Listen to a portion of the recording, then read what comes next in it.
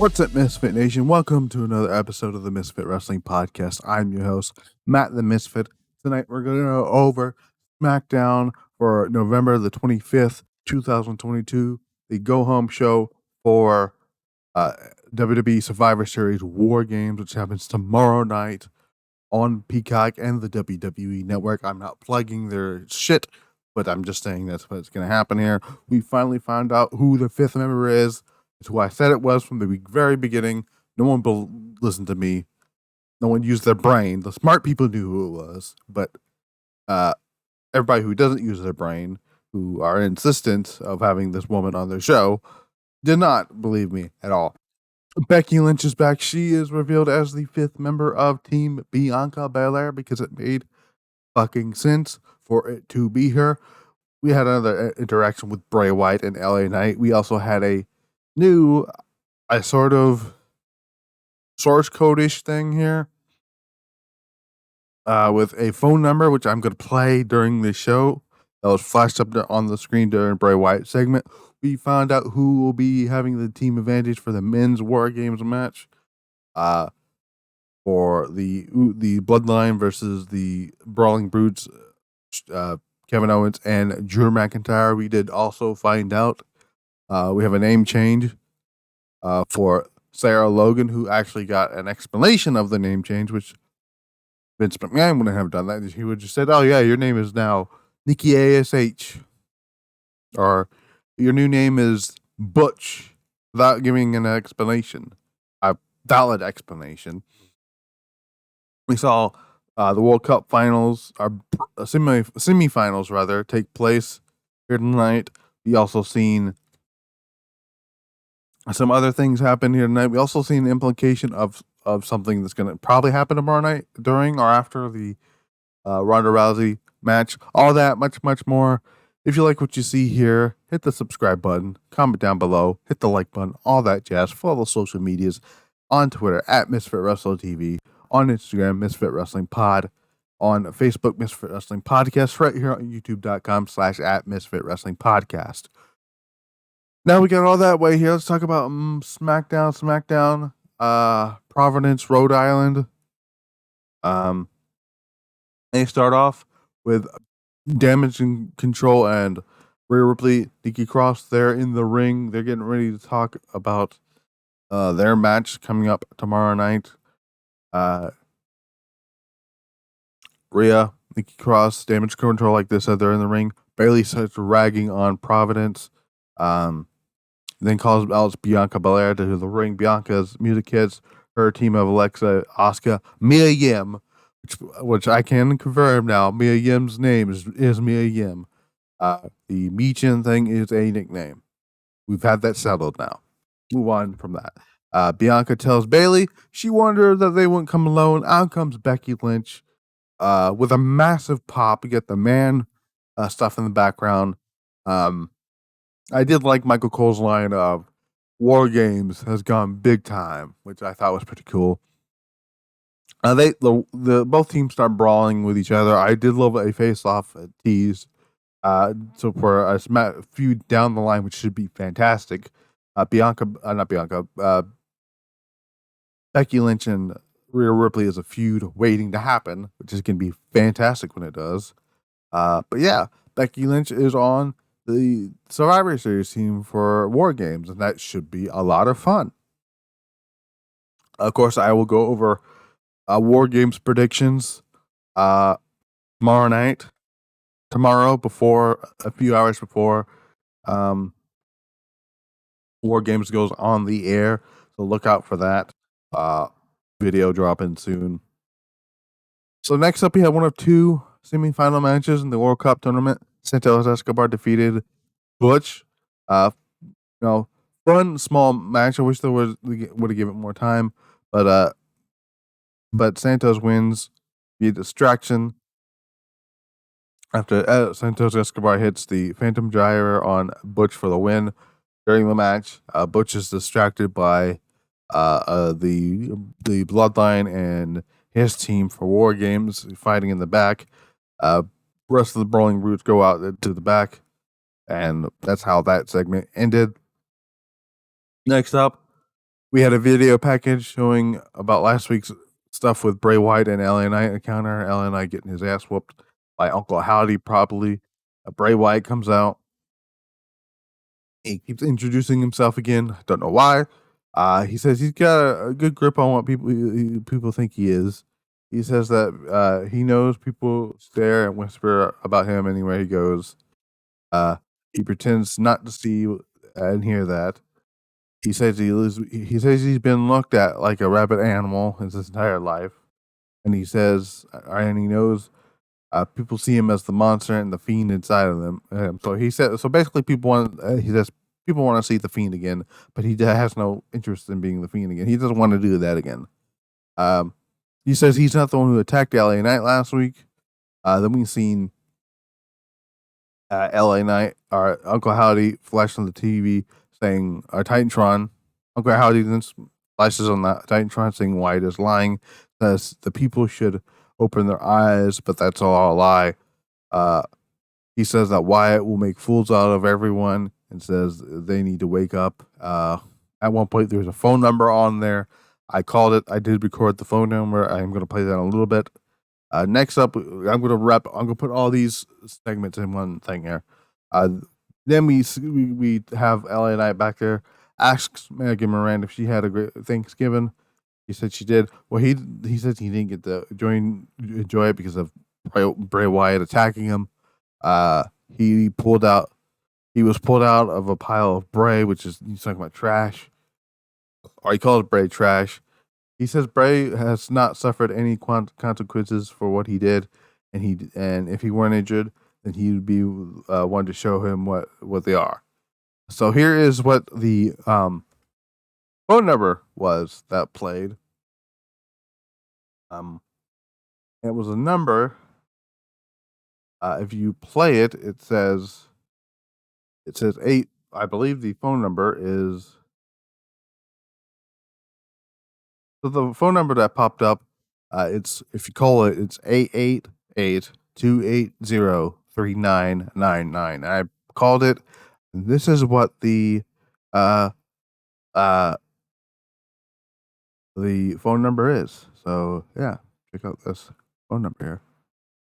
Patient suffers from delusions of grandeur, perhaps the most extreme incidents I've encountered. I'm concerned that no regimen of treatment or medication will be able to counter the imbalance of power in the patient's psyche. They're prone to disorganized thought patterns that communicate a sense of unmatched importance, and bouts of isolation seem to have amplified their inner monologue and honestly blocked out any outside voice. In short, the patient would need to think as highly of a medical practitioner as they do themselves, and honestly, that seems to border on the impossible.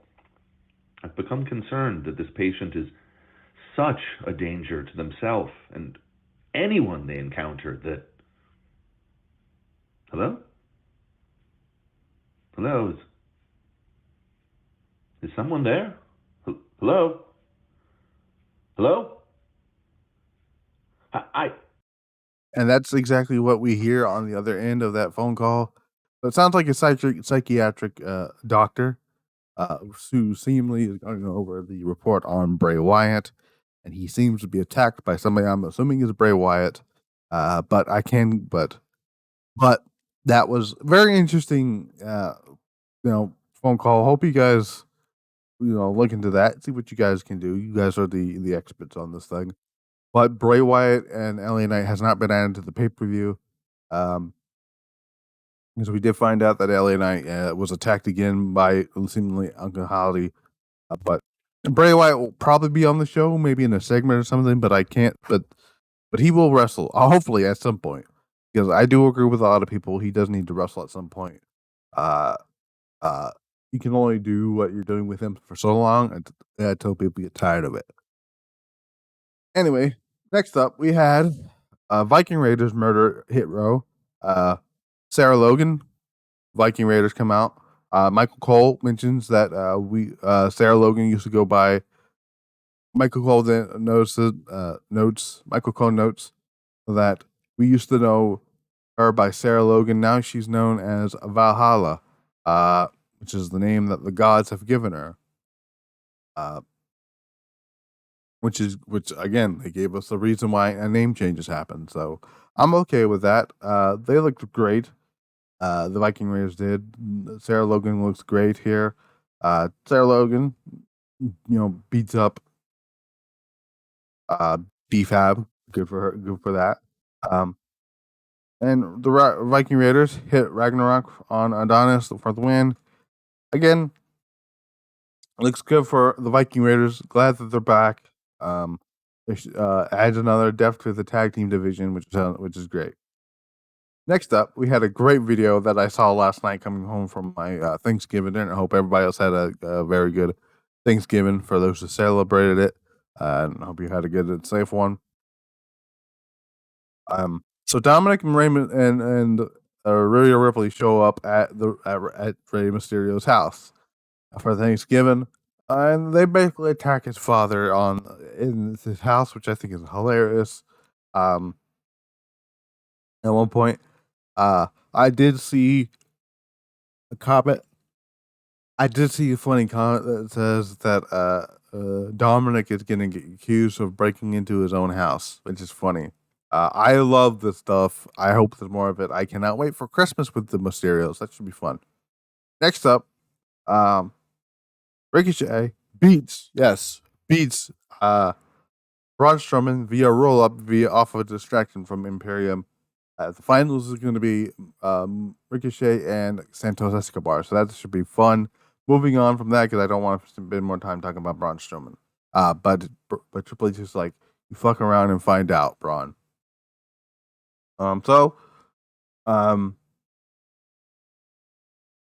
We show a video package or recap of last week of Kevin Owens returning and joining the babyface team. We go to the backstage with Sami Zayn and getting ready to enter the Bloodline's dressing room as Kevin Owens approaches him and asks him what happens when he says something to piss the Bloodline off, reminds them of all the times that he's had to bail him out.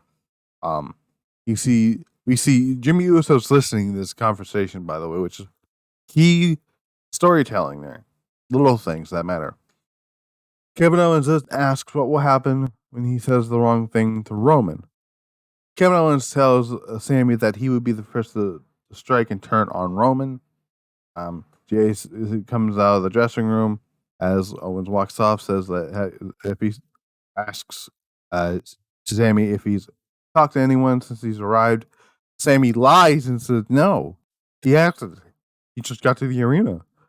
He enters the Bloodline dressing room, and the seeds have been immediately planted for tomorrow night and for WrestleMania. It is going to be Kevin Owens and Sami Zayn versus the Usos for the tag team titles. This is kind of confirmed it here. And we got Becky Lynch interview. Becky Lynch is getting ready to leave. Asks how she's feeling since being back. She says that she's been thinking about damage control destroying. She's been thinking about destroying damage control for 4 months, and she's been out with a shoulder injury. And says everyone who wants to go to war until everyone wants to go to the. Then Becky says everyone wants to go to war until the man comes around. So the man is back. Good to see Becky Lynch. I miss babyface Becky Lynch. Never turning heel again. She's just a natural babyface. It's just how it is. Hyping WarGames up for tomorrow night's matches. So they're showing that they go over the rules here. I will go over the rules during the predictions video. We got Shotzi, Raquel Gonzalez, and backstage. Ronda and Shayna just beat the shit out of them. Rousey targets the arm of Raquel, slams it across the equipment case. Then we go to commentary who said that Rodriguez, who suffered a broken shoulder, is what they said. This is our broken arm. This is exact words that came out of Michael Cole's mouth. But that didn't seem to be the case because Raquel comes out, okay, again. Supposedly She supposedly has a broken arm, and she comes out, and Ronda and Shayna just beat the fucking shit out of her. Shayna does her trademark stomping on the arm, and Ronda puts on the arm bar. All the on the quote unquote broken arm of Raquel for the tap out. You know what? Good. You need to do that. Next up, Jimmy and Jay talking backstage. You know, getting ready for their match. Kayla again. We got Kayla Braxton waits outside the medical area. Kayla asks Shotzi how Raquel is doing. Shotzi says that she has a broken arm and a dislocated elbow, because that's what the commentary said a few minutes ago. Shotzi doesn't watch the show apparently. She continues to say that while she always knew that Rousey and Baszler were a couple of bullies. She's ready to come at them alone. She says this isn't the first time she's been bullied. This is the first time someone has had her back. She says now things are personal, and she says she will tear Rousey apart. So I think somebody is returning tomorrow during this match. I will talk about it during the predictions. That's what I'm going to say. Main event. So main event was all right. Nothing big here. It was Drew McIntyre and Sheamus defeating the Usos to get the WarGames advantage. I didn't mind. The match was fine. You know, nothing too big happened. At one point, Sami Zayn and Kevin Owens got at it. Got into it with each other, saying, "You know, what are you doing? This is not how you do things and whatnot." Sami tries to get the Usos disqualified. He gets ejected. Bro kick to the face of one of the Usos. And Sheamus picks up the win for his team. The one thing I didn't like about it here was that the babyfaces got the advantage of WarGames. That's probably not how it should be. It shouldn't be the WarGames advantage for the men on that whole thing. But yeah, that was SmackDown. Really short review here. SmackDown overall was not a bad episode. Much better than last week. But you know, not too much happened on the show. Outside of Becky coming back, it was obvious from the fucking start. I've been trying to explain to people for months, or not even for months, but I knew about Becky coming back since September. One of my good friends that I have is sort of in the know with sources have told me back in September that Becky was going to be ready be back in time for Survivor Series, and that ends up being the case. Ronda and Shayna murdering Raquel was great to see. The Viking Raiders look great. Keep their momentum going. They could eventually challenge for the tag titles after KO and Sami win them, if you want to do that, or if you want to. I mean, because realistically, Viking Raiders still hold a tag team title match. Bray Wyatt. The Bray Wyatt stuff is I'm still enjoying it. Just at some point, you got to put him in the ring. I know. Look, I know WWE did this with Sting, back in 2014 when he debuted at Survivor Series. They held Sting off in a match until WrestleMania. I don't know if you can do that with Bray Wyatt. So I don't know. I think Bray Wyatt will. My prediction is Bray Wyatt wrestles at the Royal Rumble. Not in the Royal Rumble match, but in a match probably against LA Knight. That's probably what they would do. Give him a quick win over LA Knight at the Royal Rumble, then get him start building up for WrestleMania. Whatever you got to have going for him. Maybe you got him and Karrion Kross, who wasn't on the show this week, by the way. It's very odd. First time in a while. To be fair, Karrion Kross has no issue. Like, he might get involved on Saturday, tomorrow night, but we'll find out. on that. Santos Escobar is probably going to win. I think Santos Escobar is going to win the tournament finals on Friday next week, and it's going to be Santos Escobar versus Gunther for the. Actually, no. Actually, I think Ricochet is going to win the whole thing now that I think about it, because I don't know if Triple H is going to do Gunther versus Santos for Santos to lose there. But yeah, that was SmackDown. Again, nothing big happened on the show. Outside of Becky Lynch coming back in the WarGames advantage here. But I will see you back here for the WarGames predictions. And then I will see you back again. I will see you guys tomorrow night for these WarGames predictions, and then later on that night for the WarGames review. But I've been Matt the Misfit. You have been my Misfit Nation. You've been listening to the Misfit Wrestling Podcast. Until next time, we're out.